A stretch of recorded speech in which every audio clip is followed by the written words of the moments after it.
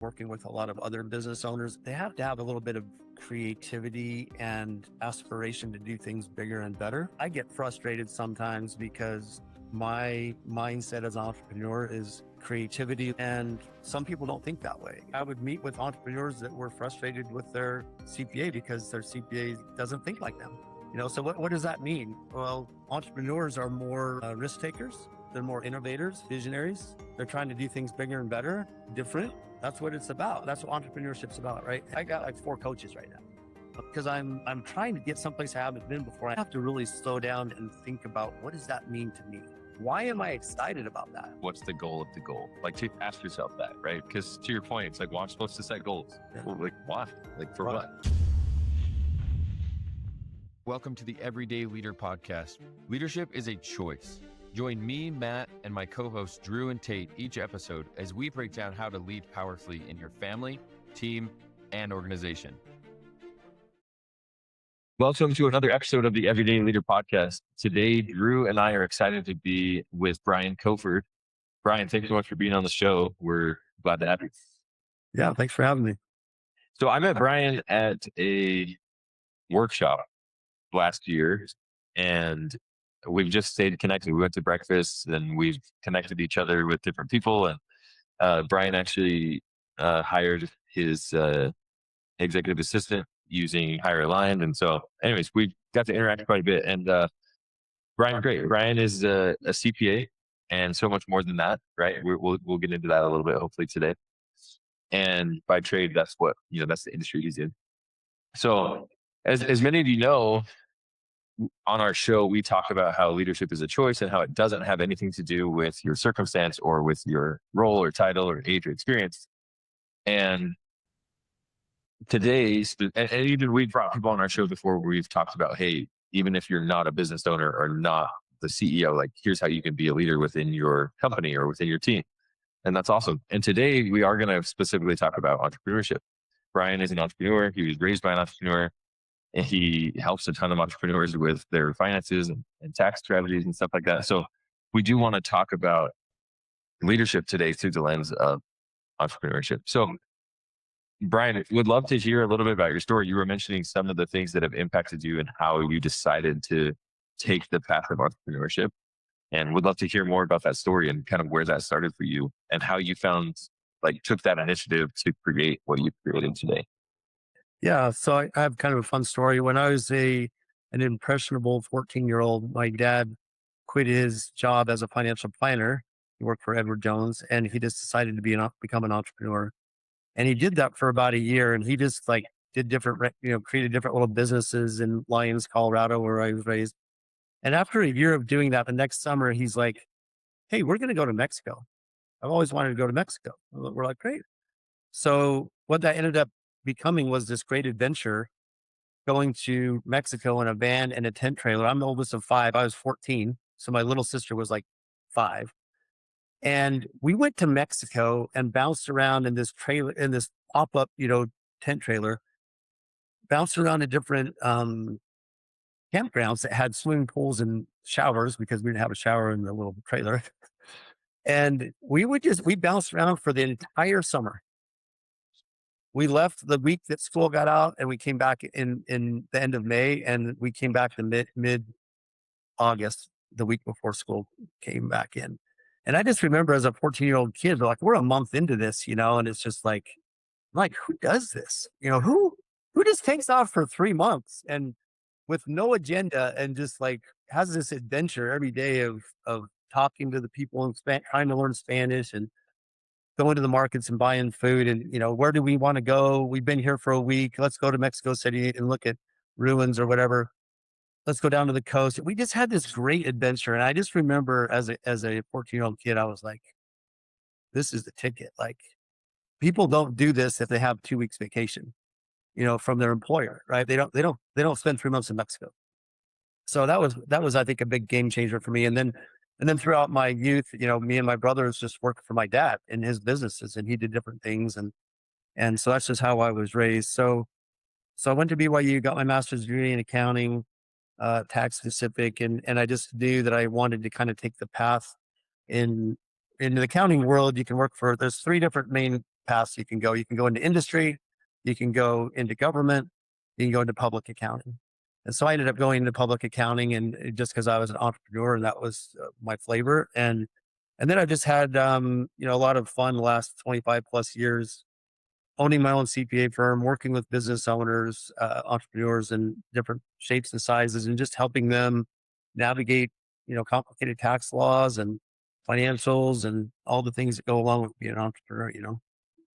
So that's kind of that's my story about why I'm entrepreneurial. And I think also one of the things I realized after years of being in my profession that, somebody said to me, Brian, I know a lot of CPAs, but most of them that I know are not entrepreneurs. They don't think like we do. And statistically, only 9% of people in the United States are entrepreneurs, right? So less than 1 out of 10 people think like entrepreneurs. So a lot of times over the years, I recognized that, and I was like, oh yeah, like I guess that is something different about me than other CPAs. And I would meet with entrepreneurs that were frustrated with their CPA because their CPA doesn't think like them. So what does that mean? Well, entrepreneurs are more risk takers. They're more innovators, visionaries. They're trying to do things bigger and better, different. That's what it's about. That's what entrepreneurship's about, right? And so a lot of times they would be frustrated in dealing with their CPA that's maybe more conservative, more risk adverse, just a different kind of personality, that just maybe didn't jive with them. Anyway, so that's a little bit about, me. And I think I'm really an entrepreneur that just happened to become a CPA, right? That just kind of happened to be the path that I chose, but it's been a lot of fun. Yeah, that's awesome. I love hearing your story from your youth because,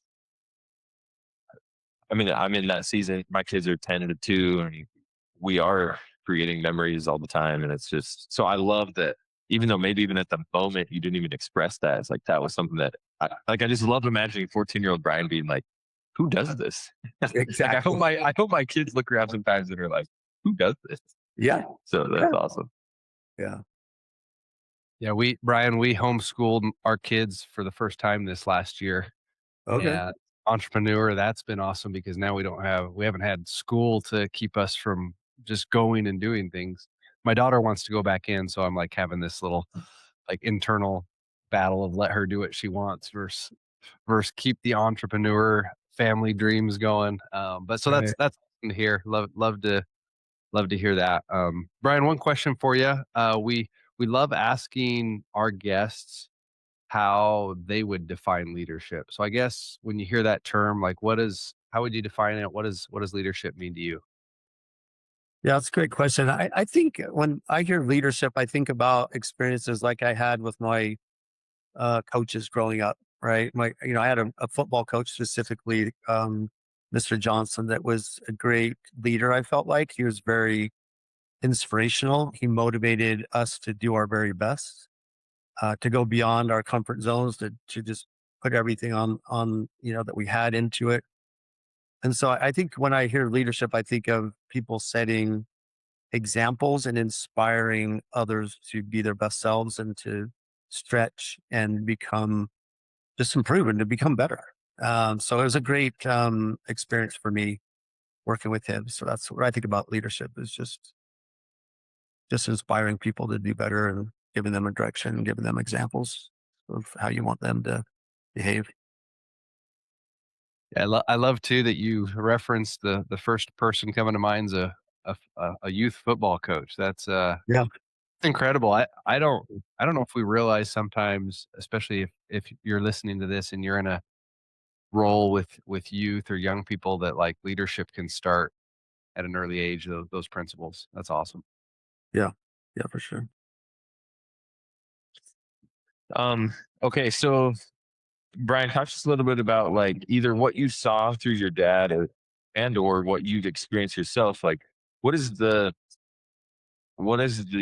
overlap here where it's like, okay, I want to be an entrepreneur and I also want to show up as a leader. Like, what have you learned watching your dad or in your own experience? Like, what type of leadership? Again, not that leadership has anything to do with a role or a title, and just like, how have you seen the necessity or the opportunity to show up like a leader in side of being an entrepreneur and entrepreneurship? Yeah, I think that entrepreneurship gives people, and again, to your point, not just the owner, the founder of the firm, but I think it really is a great environment to encourage leadership, to encourage improvement. Maybe more so, I don't know, maybe more so than other type situations. But because again, I think with entrepreneurship, by definition, it's more creative, innovative. I'm a big business book nerd. I love reading books, listening to audiobooks, and Rocket Fuel, for example, by Gino Wickman. He's also the author of Traction, and I also love that. We run Traction in our business. You know, but Rocket Fuel talks about the most successful businesses, and the flagship example is Apple.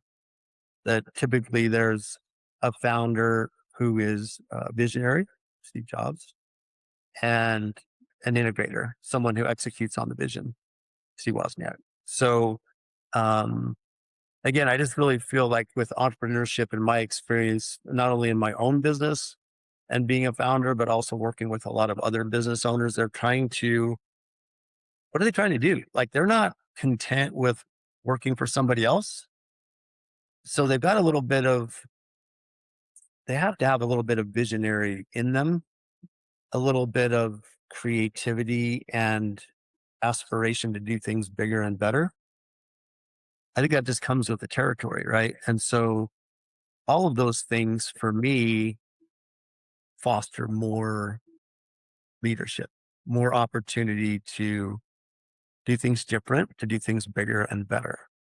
So, yeah, I think about a lot of my clients and stuff, and I'm really, again, going back to connecting like with my football coach or looking at different people. And again, I really feel leadership is people inspiring you to be better. And again, in entrepreneurship, I think it just breeds that kind of, it's just that environment, more so than maybe being in just I don't know. I mean, I don't want to badmouth people that work for the government, but I, everybody's got to do their thing, and we need people working for the government. But I just know that for me, being an entrepreneur, for example, and working with people at the IRS or state tax commissions, right? Those are the people I'm interacting with that have government jobs, and I get frustrated sometimes because my mindset as an entrepreneur is creativity. Let's figure out a way to get from here to there. And some people don't think that way. And I think that people, what does this have to do with leadership? I think that in government type or bigger organizations, that there's so much structure and I don't know, maybe bureaucracy is one of the words, right? So much structure and, like, hey, it's got to fit in this box, or this is your job description. This is what you do right here, but you don't have any responsibility for anything else. Yeah. So with government employees, sometimes I get frustrated because they don't think the same way. They're not thinking creatively or how do we get from here to there. They're just like, hey, this is my job description. This is what I'm told to do. This is what I'm going to get paid, regardless of whether I help you find a solution or not. So there's no alignment of results. There's no alignment with results for them. Like as an entrepreneur, it's like all results driven, right? If I don't figure this out, it's just not going to work, right? So Yeah. Brian, are you the visionary or the integrator? I'm a little bit of both, but I after reading that book, my aha moment was that I'm more visionary than I am integrator. I'm Yeah. more entrepreneurial than I am getting things done. But getting into the details, but then in my profession, you have to some degree, get in the details, right? And so, but honestly, I think over time, as my firm has grown, as my career has progressed, then the fun part for me is that I've been able to get out of the details and the integrate, hire people and delegate those tasks to other people, and I'm able to be more of a visionary, and that's really what's more exciting and more comfortable for me. So, but reading that book, I read Rocket Fuel a few years ago, and that was kind of the takeaway. It was like, oh wow, I'm more, and there's a test you can take. You can go on there and take it. It'll give you a score as to how you rank for visionary and integrator. And I was just much higher on the visionary side than I expected. Yeah, it's awesome. Yeah.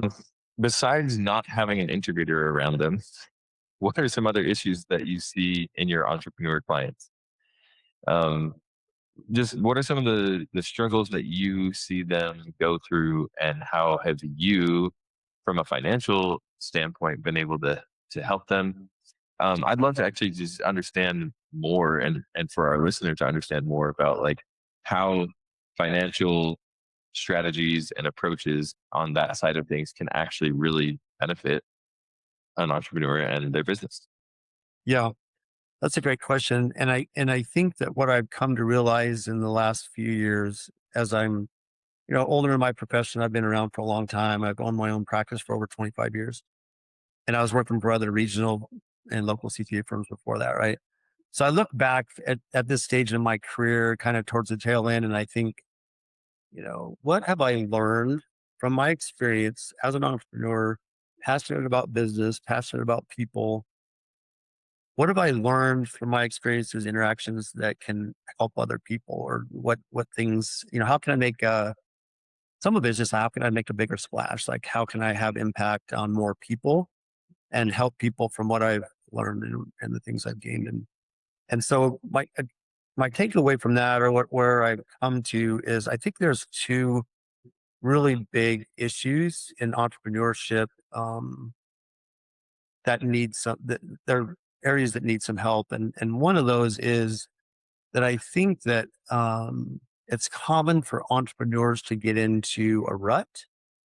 I think it's common just as humans, I think, to get complacent or comfortable. And the way I explain that is, and maybe a lot of people that are listening to this that are entrepreneurs, this will resonate with them.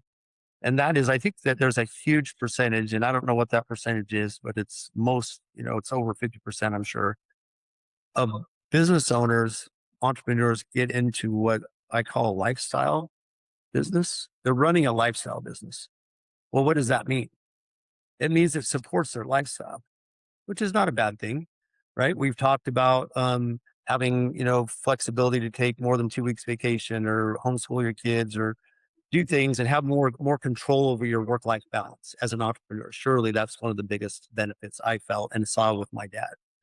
So running a lifestyle business, well, good and bad of that. What that means, again, is your business is supporting your lifestyle, and your business might grow. And maybe, your lifestyle used to be 250 grand a year, and then maybe you do better and you grow it, and maybe you're making 600 grand a year, and that's great. Your lifestyle changes and is better, and you have a nicer house and nicer cars and take nicer vacations. But the problem I see in looking in the rearview mirror, and both for myself, I've been there, and working with a lot of business owners, is it's comfortable. And you get in this comfort zone where you're not really, well, another definition of a lifestyle business is you're spending all that you make, right? So you're not really building something that is scaling. You're not really building something that's exciting. You're not building something that, the other part of it is that 50% of businesses don't sell. And another staggering statistic is that 80% of entrepreneurs' net worth is tied up in their business, meaning that's where their eggs are, right? They got 20% on average someplace invested someplace else. And I think a lot of business owners running a lifestyle business, it's more like 95% of their net worth is in their business.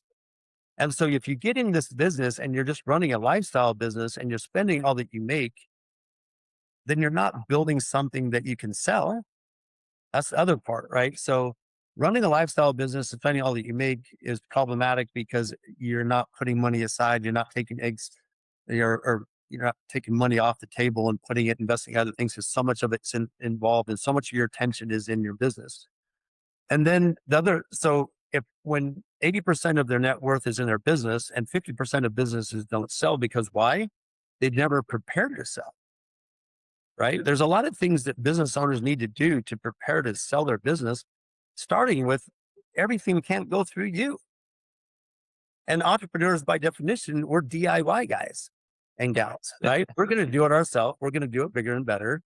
We're going to figure it out.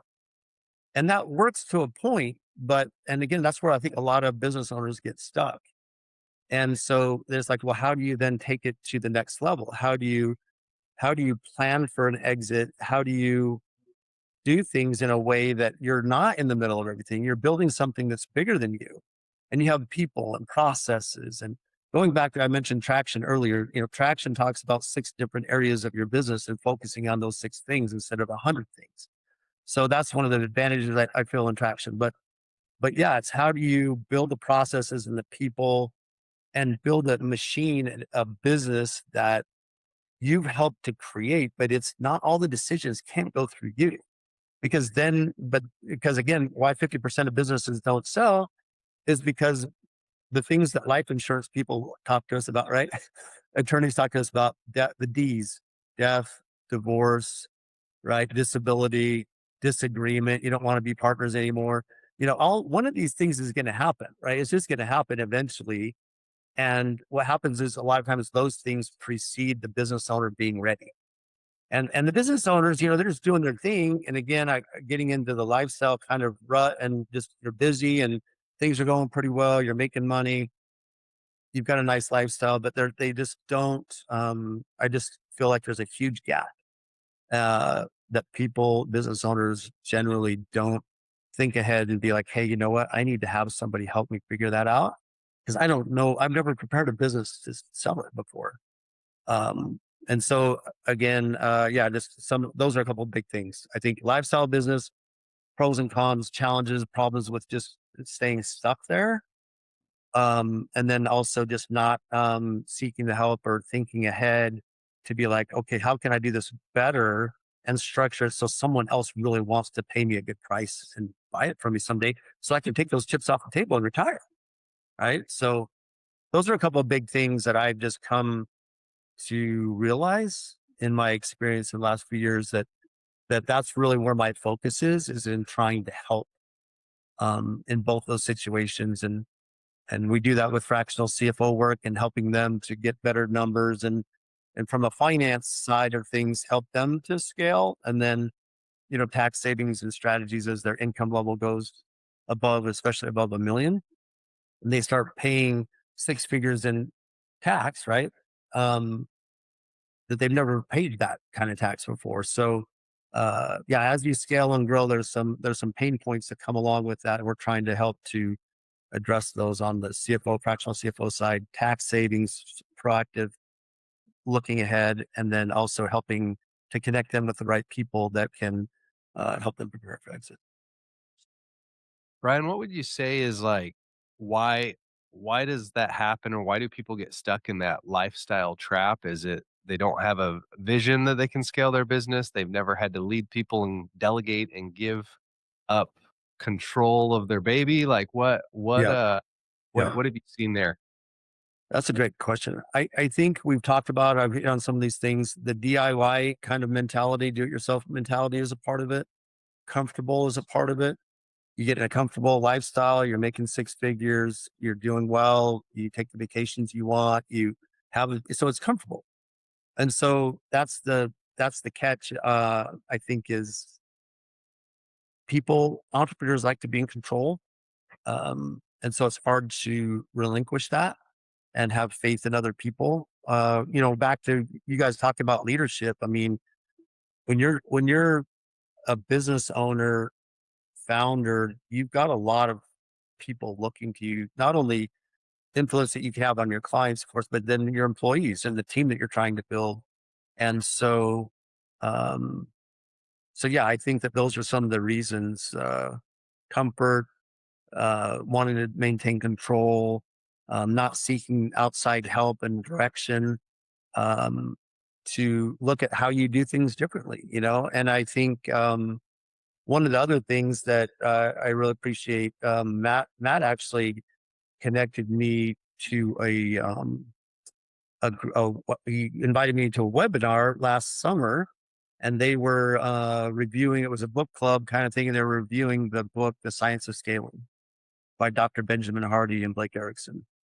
and the authors were on the call, and I had read some of uh, Dr. Benjamin Hardy's books, 10x is easier than 2x, Gap in the Gain, Who Not How, that he wrote with Dan Sullivan, the founder of Strategic Coach.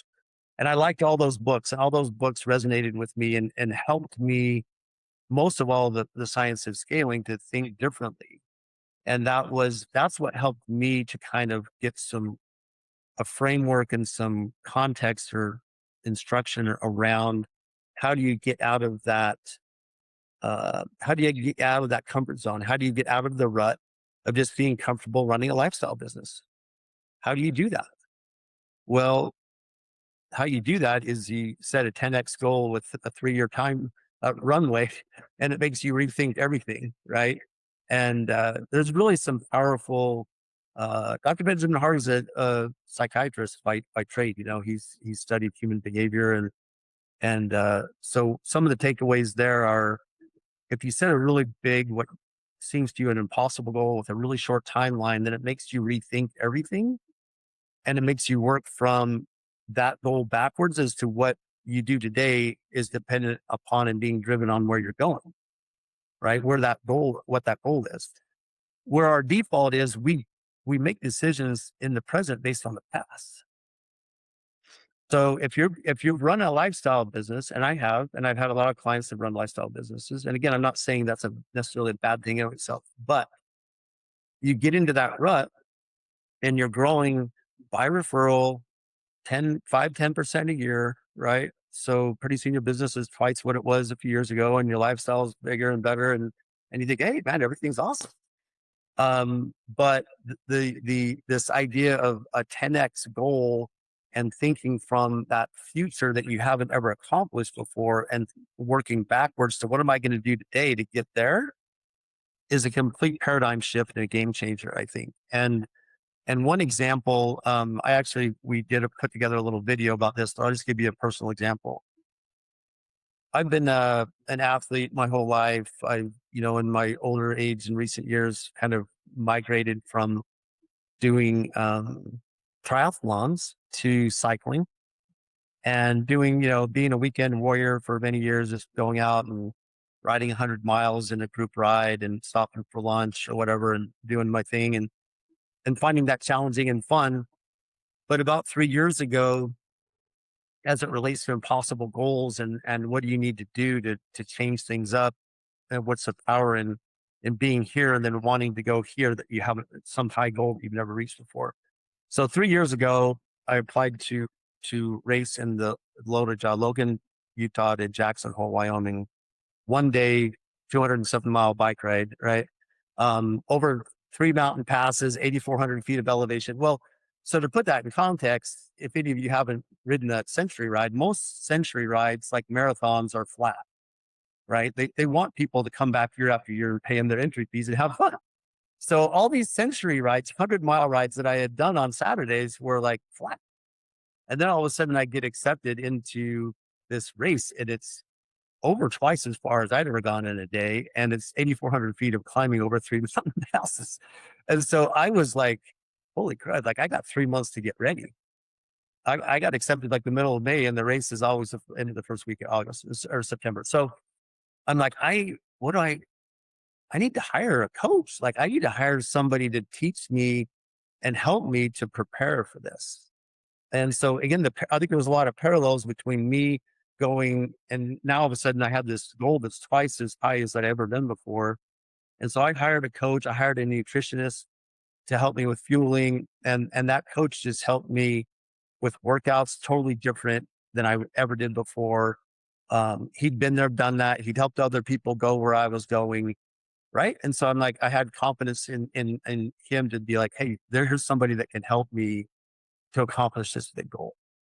And the parallels there between riding a bike twice as far as you ever have before and all these other things like I just explained and businesses, I think there's some real parallels there as it relates to what I just talked about. If you're trying to get out of a lifestyle business and go someplace you haven't ever gone before, you need somebody to help you, like give you some direction and some encouragement, some accountability, teach you some skills to help you to get there. Right. And yeah, so I think that, yeah, getting out of a lifestyle business and also preparing your business in advance to sell for a premium price where so much of your time and effort, your career has been dedicated to that, and so much of your net worth and your ability to retire is tied up in your business. So you should be giving that all the attention and energy that you can, and then some, because you don't, again, it's what's the phrase? I don't know what I don't know. It's like you need to find, yeah, you've got to find help to bridge that gap and to help you take it to the next level and help you prepare to exit 100%. It's good stuff. I'm sitting here thinking like, what's my version of loaded job, right? Sometimes it's easier to think about what's my seemingly impossible goal in business. It's financial, it's numbers, it's revenue, whatever.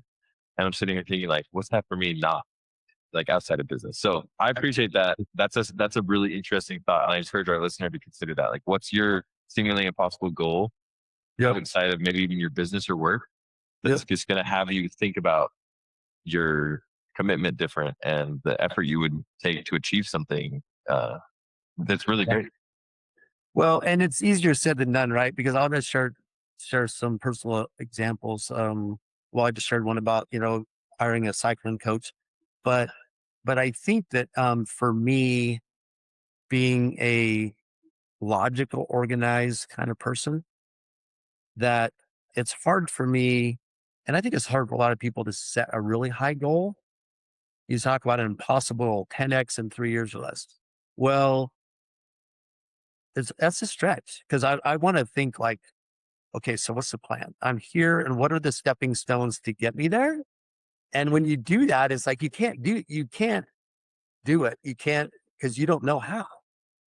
Um, and so that's I think one of the challenges. And then the other thing with setting big goals that I'm not really good at, and it takes some practice and some work is an executive coaches, for example, because if I can get help with some of that. And I've hired them, right? I mean, right now I have a cycling coach, I have a sales coach, I have a scaling coach. I mean, I got coaches everywhere, and I have an executive coach. I got like 4 coaches right now, and because I'm trying to get someplace I haven't been before. Don't know how to get there.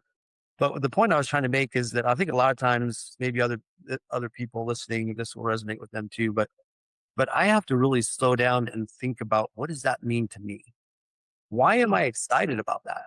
Because it's easy to quantify the amount, or to set that goal, the SMART goal, that it's quantifiable and there's a timeline, all the things. But then it it takes a little bit of thought and effort to think about, like, what would that mean for me? Right? What does that feel like? What does that look like? Why is that exciting to me? If I do that, like, why am I excited and motivated to do that? Right. And so again, it just takes some practice to be like, okay, so that would mean what? So it backs to another business book, super popular, is Simon Sinek's Start with Why. Like, why is that goal important to me? What is that going to do for me and my family? How am I going to be able to help other people? How many people am I going to be able to help? What does that look like, feel like, smell like? And really try to get yourself into that mindset. So then that drives you and excites you to get there. Right. Yeah. Um, so anyway, those are a couple of things. Not having a clear path is a challenge, not having the stepping stones. And then, why is that really exciting? Why is that going to motivate you to do things you haven't done before? Yeah, I'm glad you brought that up. We've talked about that a little bit on the show before. It's like our friend Richie Norton says, like, what's the goal of the goal? Like, to ask yourself that, right? Because to your point, it's like, well, I'm supposed to set goals. Yeah. Well, like, why? Like, for Right. what? So I love that. Like, keep asking yourself, for what? It's like, well, I want to do this. For what? Because a lot of times, maybe you find that it's not actually a goal you really want, or it's taking you somewhere that you don't actually really want. So I love that. Like, for what? Like, what's the goal of the goal? Yeah. And That's why. that's Mhm. that's huge. Ryan, one other theme I've kind of heard you say today, without maybe saying this completely outright, is it seems like a good leader realizes they don't know anything, or maybe how little they know, and Yeah. how much the knowledge of others can help you get so much further, whether that's the coach, whether that's the CPA that you can Yep. partner with for business. That Yep. that a leader's gonna fill the table in the room with people that know all the things that they don't. Yeah. No, I think I like that question because I have a good answer. So if you guys are going back to books, um, are you guys familiar with the author Brene Brown? So she's become super popular in recent years. I probably read her stuff, honestly, true transparency, a family counselor therapist that I was working with 10, 12 years ago turned me on to some of Brene Brown's books about vulnerability and shame and, Hey, how shame's something that everybody has, but no one wants to talk about. Right. And she wrote a book, I don't know, it's been a couple years now or more, probably called Dare to Lead. Have you guys heard of that book? yeah. So Well, yeah, Brene Brown, Dare to Lead. So she just takes these concepts that she's developed and studied over time.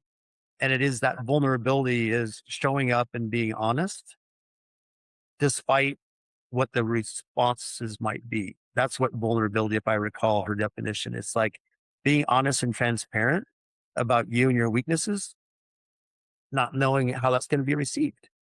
Right. And so I think you see that from I've seen her concepts and stuff about vulnerability and showing up and transparent, all these things that she talks about filter into the business world. And Dare to Lead, it was specifically written for business owners, right? So I highly recommend it. Super cool book. And you're right. It's like and we've tried to do that. I've tried to do that in creating the culture within Strive and some of that through traction, honestly, and having, weekly meetings where we create a space for uh, communicating about issues and that people can be heard and seen and heard, and they can be validated. They can talk openly about things that aren't going right. And maybe those are, being honest and transparent about mistakes that they've made and having accountability and owning that. And in a space that they feel is safe and that they can say those things and they can say, hey, I screwed up or hey, I think we should do this different. And so, yeah, that I think as a leader is important to not be coming across like you have all the answers and your ways it's your way or the highway. And again, it comes back to some of the things we're just talking about, that entrepreneurs typically are DIY men and women, and they do want control, and they do have strong opinions, ideas. And so I think that's for some of us maybe a bigger challenge than for others to do some of these things to be a better leader and relinquish some of that control and delegate and empower other people so that your business can really scale and it can be worth something that's meaningful, and it'll help you to accomplish what you want, and you can sell it for a good price and move something on that you can be proud of that you've created. Right. It doesn't just center around you. yeah. Yeah. Awesome. Well, this has been so good, Brian. I appreciate you sharing, your story and your perspective. And um, I'll let you know what my version of load the jaw is. Yeah. I'm really thinking about that. So Yeah, so uh, I think again, these things can apply both. I like what you're thinking is like in your personal life, like what is something that seems impossible it's possible. here that I haven't accomplished, and then also in your business, what does an impossible goal look like for your business that would make you be super excited and accomplished and fulfill your whys, right? Yeah. I think I already know what it is, and maybe I'm just having resistance to it, and that's why I'm not just saying it out loud. Yeah, it's running an ultra marathon, 100 miles trail running through the night. That maybe that's your impossible goal. Yeah, I think for now, mine's actually being able to legit two-hand slam a basketball, like a legitimate dunk with two hands. I think Okay. that's Yeah. like hang on the rim, two-hand slam. That's what it is for me right now. And it does seem like kind of impossible, even though people are like, dude, you're 6'3" and you're whatever. It's like, no, I've never been able to do that before. Yeah.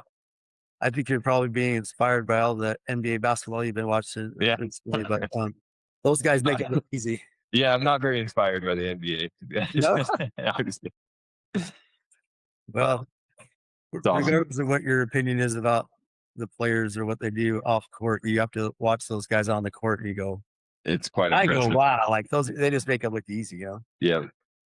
Yeah. But For what sure. the album's not like seven, what, 4 or 5, you know? So it's Yeah. like, they have some different skills, different abilities, but Yeah. No, this has been awesome. Appreciate you coming on, Brian. And yeah, if people are curious to learn more about what you do or connect with you or someone on your team, what's the best way to get a hold of your website or yeah, other? it's probably just easiest for them to go to the website. It's just strivecpas.com. With no E, right? No E. So Strive, yeah, a little story behind that. STRIVCPAs.com. No E. That's the phonetic spelling for Strive, right? So Yeah. when I was looking for a name and I wanted an action, I wanted a verb, an action word. I wanted something that I thought would resonate with entrepreneurs. And so I felt like striving for something bigger and better was a good word. And then how do you, I chose the phonetic spelling just to be different. That's awesome. I just wanted the firm to not have my name on it.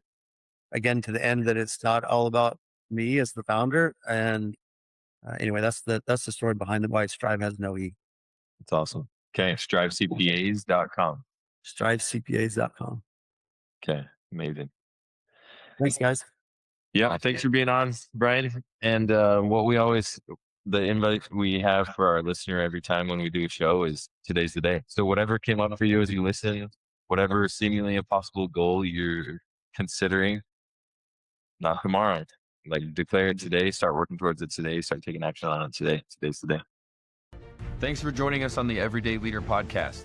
If you're ready to take your leadership journey even further, subscribe to our weekly newsletter for more insights and practical tips. And don't forget to connect with us on Instagram to stay a part of our growing community. Just follow the links in the show notes. If this episode impacted you, please help us spread the word and share the link with a friend from wherever you're listening.